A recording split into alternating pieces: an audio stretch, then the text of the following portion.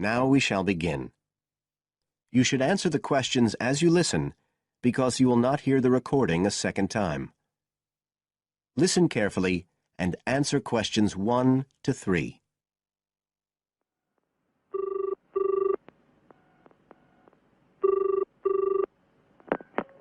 Hello? Ralph, it's Paula. Hi. You know I told you we could apply to the local council for money for our drama club? I've got the application form here, but we need to get it back to them by the end of the week. I could send it on to you. You really ought to fill it in as president of the club, but I don't know if it'll get to you in time. Well, you're the secretary, so I expect it's okay if you fill it in. Yeah, but I'd really like to check it together. Right, that's fine. Like, the first part asks for the main contact person. Can I put you there? Sure. Right, so that's Ralph Pearson. Oh, and then I need your contact address. So that's 203 South Road, isn't it? No, 2:30. Oh, sorry, I always get that wrong. Then it's Drayton. Oh, do you think they need a postcode? Better put it, it's DR6 8AB. Okay. Telephone number. That's 01453 586 098, isn't it? Yes. Right. Now, in the next part of the form, I have to give information about our group. So, name of group, that's easy. We're the Community Youth Theatre Group. But then I have to describe it. So, what sort of information do you think they want? Well, they need to know we're amateurs, not professional actors. And how many members we've got. What's that at present, 20? 18. And should we put in the age range, that's 13 to 22? No, I don't think we need to. But we'd better put a bit about what we actually do. Something like members take part in drama activities. Activities and workshops? Okay. Right. That's all for that section, I think. You now have some time to look at questions 4 to 10.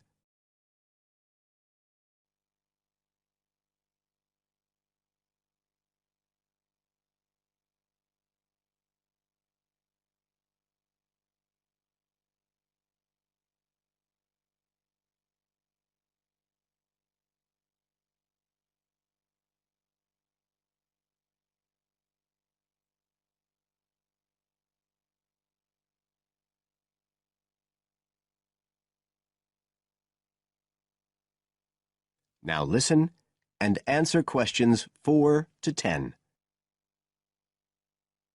Now, the next bit is about the project itself, what we're applying for funding for. So, first of all, they need to know how much money we want. The maximum's £500. I think we agreed we'd ask for 250, didn't we? OK. There's no point in asking for too much. We'll have less chance of getting it. Then we need to say what the project, the activity is. Right. So we could write something like, to produce a short play for young children. Should we say it's interactive? Yes, good idea. Right, I've got that. Then we have to say what we actually need the money for. Isn't that it? No, we have to give a breakdown of details, I think. Well, there's the scenery. But we're making that. We need to buy the materials, though. Oh, OK. Then there's the costumes. Right. That's going to be at least £50. OK. And what else? Oh, I just found out we have to have insurance. I don't think it'll cost much, but we need to get it organised. Yes, I'd forgotten about that. And we could be breaking the law if we don't have it. Good thing we've already got curtains in the hall. At least we don't have to worry about that. We'll need some money for publicity. Otherwise, no one will know what we're doing. And then a bit of money for unexpected things that come up. Just put sundries at the end of the list. OK, fine. Now, the next thing they want to know is if they give us the grant, how they'll be credited. What do they mean, credited? I think they mean how we'll let the public know that they funded us. They want people to know they've supported us. It looks good for them. Well, we could say we'd announce it at the end of the play. We could make a speech or something. They might prefer to see something in writing. We'll be giving the audience a programme, won't we? So we could put an acknowledgement in that? Yeah, that's a better idea. OK, and the last thing they want to know is if we've approached any other organisations for funding and what the outcome was. Well, only National Youth Services, and they said that at present funds were not available for arts projects. Right, I'll put that. And then I think that's it. I'll get that in the post straight away. I really hope we get the money. I think we've got a pretty good chance. Hope so, anyway. Thanks for doing all this, Paula. That's OK. See you soon. Bye. Bye. That is the end of part 1. You now have half a minute to check your answers.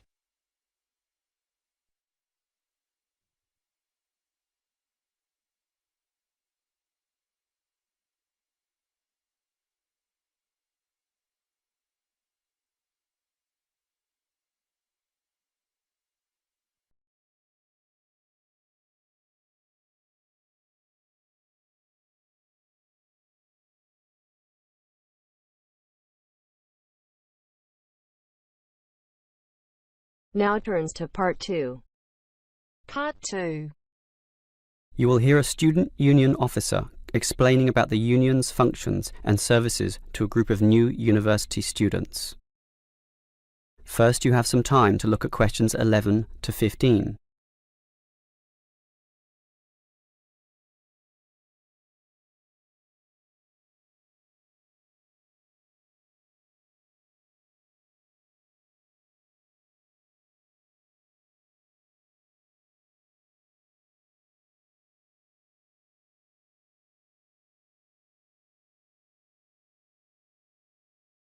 Now listen carefully and answer questions 11 to 15.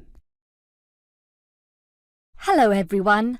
Now, here you all are, new university students. And the first question you probably have is, what is a student union? Another question is, do I have to join? Well, regarding this second question, let me say that membership used to be compulsory in the past, but that did cause some controversy, particularly from students who wanted to remain free and unaffiliated, and this university responded. So, joining up is no longer compulsory. It's totally up to you, although I'll admit there is a fairly strong obligation to join, since all students benefit from the large variety of services that we offer. We do understand, however, that many might be unwilling to join because of a supposed political slant to the union.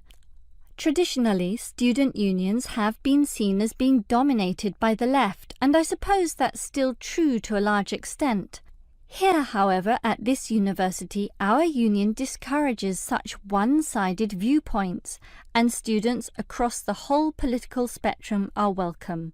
Thus, if you feel that you are a conservative type, in other words, leaning to the right, you are particularly urged to join, to provide a more balanced representation. Now, let me move back to the first question. What are we? We are a formal organisation, but totally independent of the educational body. We make our own rules, rent our own premises, and organise ourselves as we wish, and our mission is basically to help you. For example, do you remember how you all arrived in late February to have an orientation week?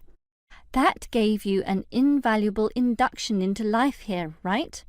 Well, the student union organised all the festivities at the end of that. The barbecues, partying and drinking, and even the musical entertainment as well. We'll do that again on occasions, and as always, those events take place on the football ground. Now, do you have any questions before I move on? Before you hear the rest of the talk, you have some time to look at questions 16 to 20.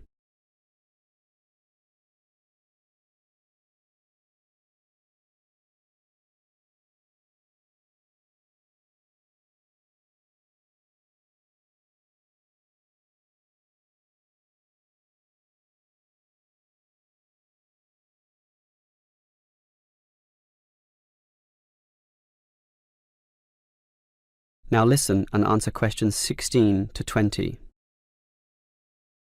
Now, let me tell you more about the Student Union and its basic functions. In general, there are three: social, organisational and representational. Let's look at the first one. Basically, the union provides many social outlets for you to relax and have a better life at university. If you go to our union office, you'll find a list of the many clubs and societies we have, where you can make many friends with people who share a common interest. So, after class, sit with them in the cafeteria and discuss whatever takes your fancy. We also maintain sporting facilities and even our own gym, allowing you to relieve some of that pressure and worry after a particularly hard session in the classroom. And we have some small shops and other places where you can buy clothes and sporting gear, in other words, some retail outlets. And if you flash your student union card, you'll get up to 20% discount at the bookshop. But unfortunately, there are no discounts at the union cafeteria. Sorry, no cheap cappuccinos. Finally, there's a student union newspaper, and you're welcome to contribute or put in advertisements if you're buying and selling goods or textbooks. You can also place notices of a more personal nature on the notice board of the union office itself. All right, let's move on to our more serious functions, which are helping you get through life here, as well as representing you in times of trouble. Regarding the second issue, if you have a problem or a grievance, or if you feel under pressure or depressed for reasons both inside and outside the university, for example, perhaps a dispute with your landlord or the people in your local gym, then come to us. We have a range of counsellors and helpers, and even some lawyers, who you can meet in the conference room. So just sip a cup of tea or coffee with them and tell them your troubles, and they'll be all ears. Basically, there's every reason to join the student union, since whatever you need, whether it be social or representational, we will help you.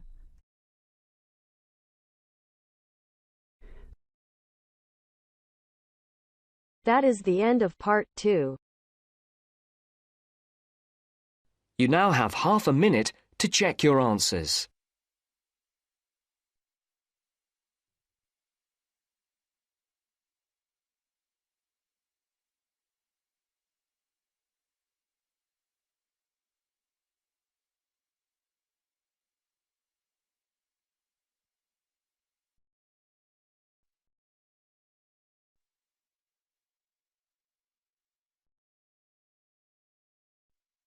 Now turns to part 3. Part 3. You will hear a talk on ocean spills. As you listen to the talk, circle the appropriate letter for questions 21 to 23. First, look at questions 21 to 23.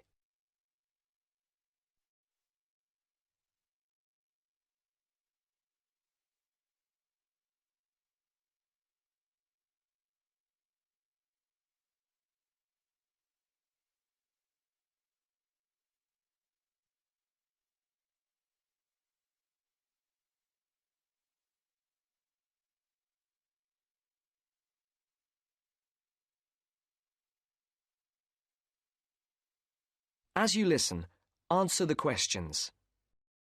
Good morning, everyone. Today, I'll talk about unusual ocean spills that have occurred in the world's oceans. In November of 1992, people at beaches in Canada and Alaska noticed something strange. Blue turtles, red beavers, green frogs, and yellow ducks came bobbing toward them.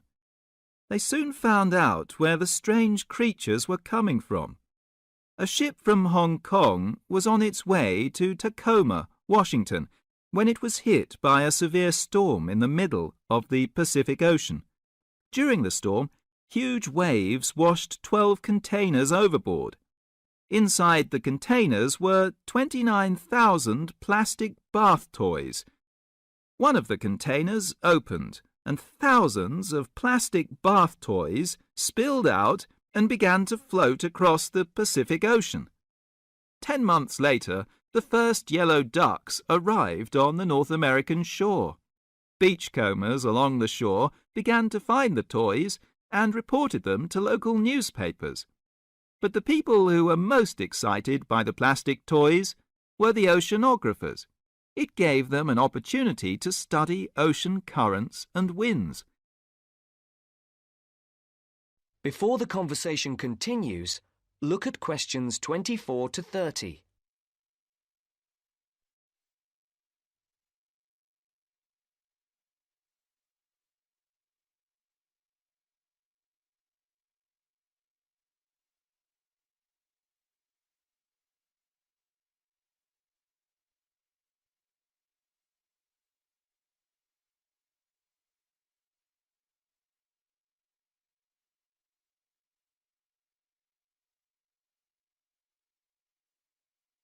Now listen to the second part of the discussion.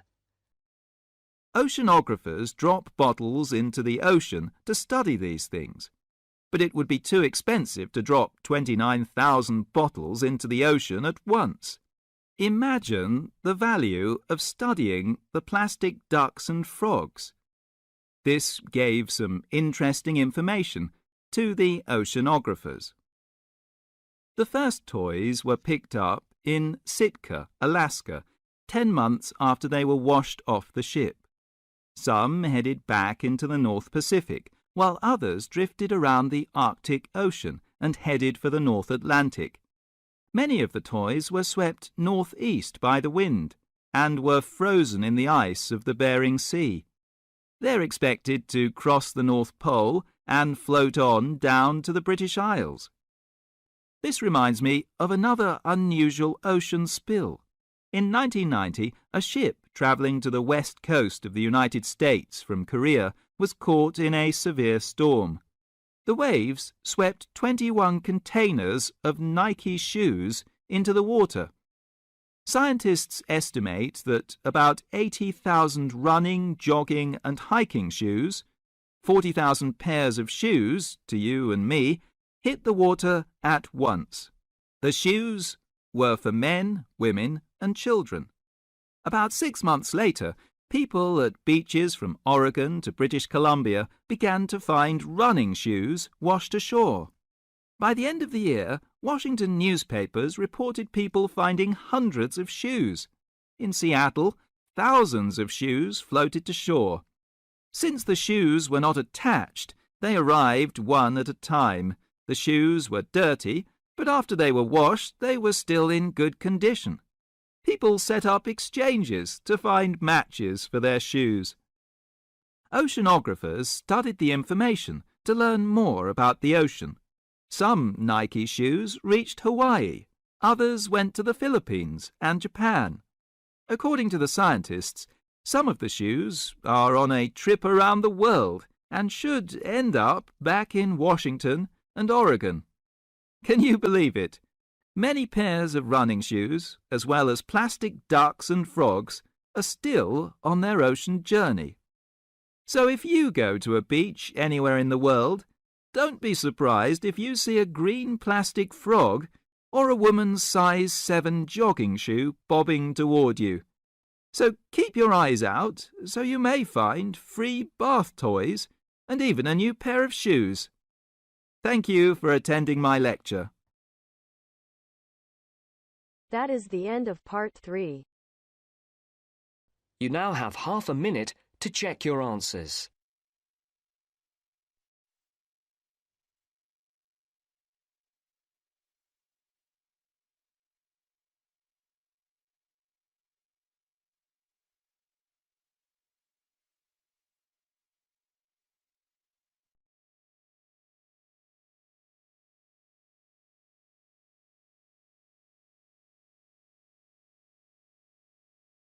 Now turns to part 4. Part 4.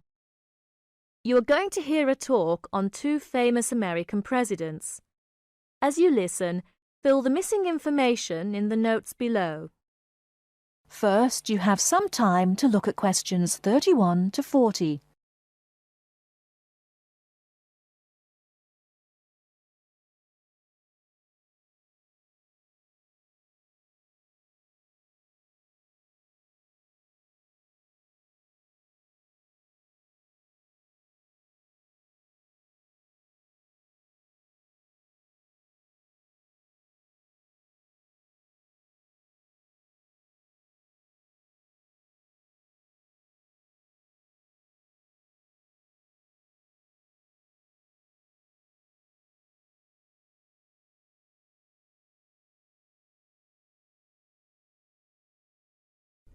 Now listen carefully and answer questions 31 to 40. John F. Kennedy and Abraham Lincoln lived in different times and had very different family and educational backgrounds. Kennedy lived in the 20th century, while Lincoln lived in the 19th century. Kennedy was born in 1917, whereas Lincoln was born more than 100 years earlier, in 1809. As for their family backgrounds, Kennedy came from a rich family, but Lincoln's family was not wealthy. Because Kennedy came from a wealthy family, he was able to attend expensive private schools. He graduated from Harvard University. Lincoln, on the other hand, had only 1 year of formal schooling. In spite of his lack of normal schooling, he became a well-known lawyer. He taught himself law by reading law books. Lincoln was, in other words, a self-educated man. In spite of these differences in Kennedy and Lincoln's backgrounds, some interesting similarities between the two men are evident.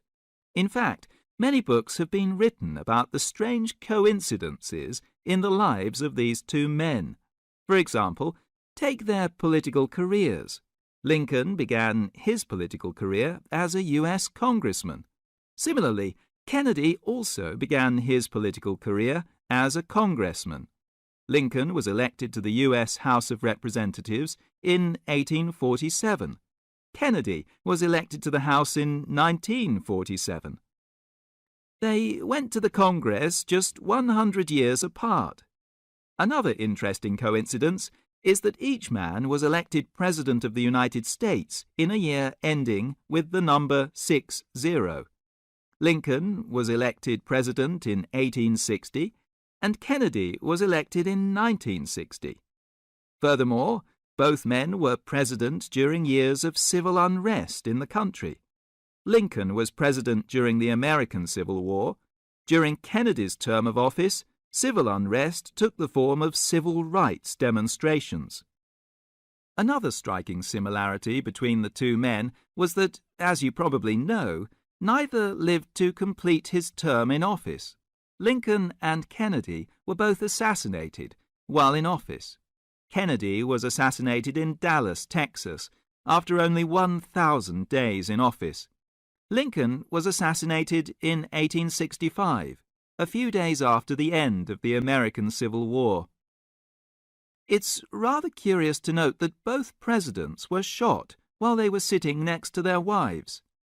These are only a few examples of the uncanny and unusual similarities between the destinies of these two American men, who had a tremendous impact on the social and political life of the United States and the imagination of the American people. That is the end of part 4. You now have half a minute to check your answers.